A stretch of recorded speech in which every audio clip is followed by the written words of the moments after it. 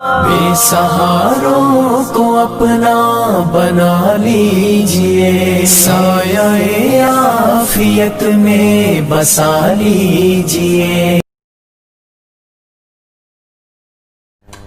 آپ کی خدمت میں عرض کیا جا رہا، اس سلسلہ میں ایک بات جو عموماً آپ نے سنی ہوگی، وہ لوگ دوہراتے ہیں کہ یہ کوئی دینی جنگ نہیں تھی، اقتدار کی جنگ تھی۔ یہ الفاظ ہی کہنے والے کے ذہن کی تنگی اور دین سے بے خبری کی دلیل ہے، اور میں کہتا ہوں یہ وہ جادو ہے جو سر پر چڑھ کر بولے کہ صدیوں کے پروپیگنڈے نے ان لوگوں کو دین سے اس طرح دور کر دیا کہ اپنی متاع مسروقہ، جو مال ان کا چوری ہو گیا تھا نا، وہ اگر ان کو دکھایا جائے کہ یہ لوگوں وہ آپ کا مال چوری ہو گیا تو یہ پہچانتے ہی نہیں، بھول گیا بالکل کہ بھئی اقتدار تو وہ شاید جس کے بغیر اللہ کا دین قائم نہیں ہوتا۔ آپ اس کو تانا نہ سمجھیں، یہ تو فرعون کا ہم پڑھتے ہیں، وہ ظالم خود اقتدار سے چمٹے رہتے ہیں، کسی قیمت پر چھوڑنے کے لیے تیار نہیں ہوتے، مگر اللہ کا اگر کوئی نیک بندہ اپنے لیے نہیں اللہ کے لیے اقتدار چاہتا ہے کہ اللہ کا دین نافذ ہو، تو یہ لوگ کہتے ہیں، قرآن پاک میں آپ پڑھ رہے ہیں کہ یہ موسیٰ اور ہارون تو چاہتے ہیں کہ مصر کی بادشاہ انہیں مل جائے۔ یہ بیوقوف بنانے کے لیے درباریوں کہہ رہا، اور کوئی نہیں اٹھ کر پوچھتا کہ اگر اقتدار اتنا ہی شجر ممنوع ہے، گندی چیز ہے، تو آپ مہربانی کر کے چھوڑ دیں اس کو۔ نیک آدمی اگر کہتا نہ میں لباس عمدہ پہنوں گا، نہ میں حل بناؤں گا، نہ کوئی تخت و تاج ہوگا، گلیوں میں رات کو گھوموں گا غریبوں کے حالات میں، اس کا اقتدار تو یہ کہتے ہیں ہاں تانا، یہ اقتدار چاہتا۔ تو پہلے تو ذہن اس بارے میں صاف کرے کہ علیہ السلام و سلطان اخوان تامر، اللہ کے لیے اس بات کو سمجھے، ہزاروں سال سے زیادہ ہو گیا، اس لیے آپ کو کیا میں سبق پڑھاؤں؟ ہاں، بیان میں نقطہ توحید آ تو سکتا ہے، تیرے دماغ میں بت خانہ ہو تو کیا کہیے۔ دور غلامی میں اور ملوکیت میں ہم نے پرورش پائی، اس لیے ہمارے ذہن میں بیٹھ گیا کہ جس کو تخت ملتا ہے وہ مقدس ہستی ہوتی ہے، اللہ دیتا، بس آپ لوگوں کا کام ہے سر چکا ہے۔ شرک، بت پرست، علیہ السلام و سلطان و اخوان تامر، یہ نچوڑ سمجھنے سارے خطبوں کا، اور میں اسی لیے جیتا ہوں اور اسی لیے مرنا چاہتا ہوں، کچھ ہو یا نہ ہو، مگر میں کہتا ہوں اللہ وہ آئے وقت جب پھر دنیا میں تیرا نور چمکے اور خلافت راشدہ علی منہاج نبوت قائم ہو۔ اللہ کے رسول علیہ السلام نے بشارت دیا، میں ایسے یقین ہے جیسے اس وقت آسمان کا سورج چمک رہا کہ قیامت سے پہلے اولاد فاطمہ میں سے ایک سے محمد، آپ کا ہم نام دنیا میں پھر عدل و انصاف قائم کر دے گا، مشرق سے مغرب تک عدل کا دور ہوگا، آل امام المہدی، یہ نظارہ دنیا دیکھے گی، مگر ہمیں اس کو ذہنوں میں تو تازہ رکھنا چاہیے کہ تخت پر نیک کا قدم رکھنا، تخت بھی کیوں کہتے ہیں تخت نہیں، ان کی حکومت سے ہے، فاش یہ رمز غریب، سلطنت اہل دل فقر ہے شاہی نہیں، اس کو تو ہم کہہ دیتے ہیں دنیا کے لوگوں کو دیکھ کر وہ بھی حکومت ہے۔ حکومت کیا ہوتی؟ لوگوں کے مکان اچھے ہیں، اس کا مکان ڈھیا ہوا ہوتا، لوگ عمدہ لباس پہنتے ہیں، وہ پھٹے لباس میں ہوتا، کون کہتا اس کو حکمران اور بادشاہ؟ وہ تو لوگوں کا ایک خادم ہوتا، مگر بدنام کر دیا اس کو۔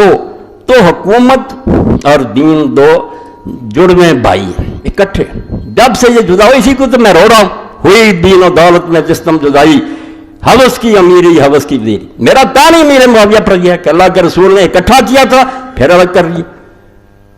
خلافت میں علامہ اقبال فرماتے ہیں چوں خلافت رشتہ از قرآن گسیخت، حریت را زہر اندر کام۔ ہم یہ نہیں کہتے یہ کلمہ چھوڑ گئے تھے، یہ حج نہیں کرتے نمازیں، یہی تو بدکاری شروع ہوگی کہ سارے کام مسلمان والے، مگر حکومت آزاد، حکومت دین کی پابند نہیں۔ اگر حکمران کی مہربانی ہوگی کو جی چاہے مانے جی چاہے نہ مان، کیوں خلافت رشتہ از قرآن خود گسیخت۔ علامہ فرماتے ہو یہ کیا حادثہ تھا جس پر صبر نہیں کر سکے امام حسین؟ تخت انہیں کہاں ملنا تھا، ان کے والد سے چھن گیا تھا، ان کے بھائی سے چھن گیا، اب کہاں سے تخت؟ مگر یہ ساری کارروائی کو کالعدم قرار دینے کے لیے کہ سب غیر شرعی ہو رہا، یہ آخری قدم تھا جو امام حسین علیہ السلام نے اٹھا۔ ورنہ 20 سال جو حضرت معاویہ کے گزرے ہیں، آپ حدیث دیکھیں، علماء امت کے اقوال پڑھیں، وہ کون سا اسلامی دور تھا؟ ایک عالم بھی جرأت نہیں کر سکا کہ اس کو خلافت راشدہ کرے، سب اس کو ملک عزوز کہتے ہیں کہ ظالم ٹائرنٹ کنگڈم تھی وہ، وہیں دین تباہ ہو چکا تھا۔ مگر ایک امید پر حضرت حسین زندہ تھے، عبداللہ بن زبیر زندہ تھے، کہ پہلے تو اس سے یہ معاہدہ کیا تھا حضرت حسن رضی اللہ عنہ کہ تیری موت کے بعد اگر میں زندہ ہوں گا تو خلافت مجھے ملے گی۔ اس کا بھی ذکر کوئی نہیں کرتا، کوئی نامراد نہیں بیان کرتا کہ حسن رضی اللہ عنہ یہ منوایا تھا کہ اگر میں زندہ ہوں گا خلافت پھر میری ہوگی، اس کو بھی راستے سے ہٹا دیا گیا۔ کوئی چھپی بات ہے کہ زہر دیا گیا اور وہ بیچارے شہید ہو، اور بہت بڑے بڑے حدیث علماء بابودی دیکھتے یزید بن معاویہ کے اشارہ سے کیا گیا، حضرت حسن کو راستے سے ہٹا دیا گیا، ان کے مرنے کے بعد یہ چکر چلایا گیا کہ بیٹے کو تخت دے دیا جائے. اب لوگ اس امید پر جیتے رہے کہ جو کچھ بھی ہو رہا سب غلط ہے, مگر ایک ڈھونگ رچا لیا تھا انہوں نے خون عثمان کا بہانہ, اس میں عام لوگ غلطی کھا گئے کہ واقعی یار ان کے چچا کا بیٹا خون مانگ رہا. حضرت حسن نے اسی لیے فری ہینڈ دے دیا کہ میں نے چھوڑ دیا, اب اس کا دیکھ لینا کہ کیا اسلام قائم کرتا. 20 سال میں لوگوں نے دیکھا کہ حضرت حجر جیسے صحابی اور ان کے ساتھی قتل ہو رہے ہیں. حکم بن عمر غفاری جو ہیں وہ دعا کر کے مرتے ہیں کہ اللہ اگر میری قسمت میں کچھ بلائی ہے تو مجھے دنیا سے اٹھا لو. وہ ایک دستے کا گورنر تھا مگر اس کو مال غنیمت کے بارے میں تنگ کیا, غیر شرعی حکم. ربیع بن زیاد خراسان میں اس کا گورنر تھا, اس نے جمعہ میں دعا کی کہ لوگوں دعا کرو کہ ربیع کے لیے اگر میری قسمت میں کچھ نیکی اللہ نے لکھی دنیا سے اٹھا لو. اور ربیع مسجد سے نکلے ہی تھے گر کر بہت ہو. یعنی کیا دور تھا جو معاویہ رضی اللہ عنہ گزر رہا تھا. ظالم لوگ یزید سے شروع کرتے, یزید کوئی شے نہیں, اگر صرف ہوتا کام ٹھیک چلا برا بھی آ جاتا کیا. 20 سال میں شریعت کی وہ مٹی پلید کی کیوں خلافت رشتہ قرآن سے تعلق توڑ لیا. حریت را زہر اندر کام ریخت, اور آزادی کے گلے میں زہر کے قطرے ٹپکا دیے کہ جو بولے گا اس کا سر اڑا دیا جائے گا, اس کی جائیداد ضبط ہوگی. یہ 20 سالہ دور, اس امید پر لوگ زندہ رہے کہ شاید بعد میں یہ امت کو موقع دے. حضرت عبداللہ بن زبیر نے 1000 منت کی کہ اللہ کے بندے یا رسول اللہ کی طرح معاویہ کر کہ امت کو چھوڑ دے, کسی کو بہتر سمجھے چون لے گی نہیں.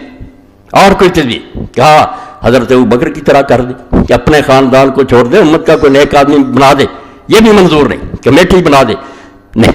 کہنا کوئی اور, انہوں نے کہا ان کے علاوہ تو کوئی صورت, کہنے لگا بس ٹھیک کر لوں گا پھر تو. اور جس طریقہ سے وہ آ جائے گی داستان کے رشوت اور خوف, 2 حربیں ہیں جس نے اختیار کیے. 20 سال میں تو عام لوگ تو ویسے ہی بک گئے. آپ دیکھتے ہیں عوام میں طاقت ہوتی ہے کسی حکمران کے مقابلے, وہ تو بیچارے ویسے ہی چپ ہو جاتے ہیں, اور یہ جبر سے انہیں چپ کراتے ہیں اور بعد میں اجماع سکوتی بنا لیتے ہیں کہ لوگ خاموش ہیں اس لیے سارے ہمارے ساتھ. یہ خاموش اکثریت جو ہے نا 99% ہمارے ساتھ, حالانکہ لوگوں کے دل چیر کر دے سب لعنت بھیج رہے ہوتے مگر بس ہوتے ہیں بے بسی کا مذاق اڑاتے کہتے ہیں ہمارے ساتھ ہیں. آپ ساری چیزیں سمجھتے اپنے دور میں بھی کہ لوگ راضی ہوتے ہیں حکمرانوں سے, نہیں ہوتے مگر بول نہیں سکتے. اور جو کچھ رہ گئے تھے غریب جن کو سمجھا کہ یہ امت کے نمائندے ہیں چوٹی کے لوگ, کہتے ہیں وہ 2-3 آدمی, ان 2-3 آدمیوں کے علاوہ امت میں اس وقت تھا کون؟ ابو بکر رضی اللہ کا فرزند عبد الرحمن بن ابی بکر, حضرت عمر رضی اللہ کا بیٹا عبداللہ بن عمر, اور حضرت امام حسین علی کے بیٹے اور عبداللہ بن زبیر. کوئی امت کا ان سے زیادہ نمائندہ اس وقت تھا؟ بڑے لوگوں کا ذکر ہوتا, عوام کو کون پوچھتا کہ وہ کہہ رہے کہ کچھ نہیں, وہ چپ ہوتے. سب نے مخالفت نہیں مانی, کسی کو رشوت دی. 20 سالہ دور آپ پڑھ رہے ہیں الاستجاب میں, یہ باتیں اللہ کی قسم کوئی نہیں مزہ دیتی, نہ مجھے اس میں کوئی لطف آتا, مگر میں روتا ہوں, امت کے نوحہ کرتا ہوں کہ اللہ کے رسول نے جو محنت کی تھی وہ بالکل برباد کر کے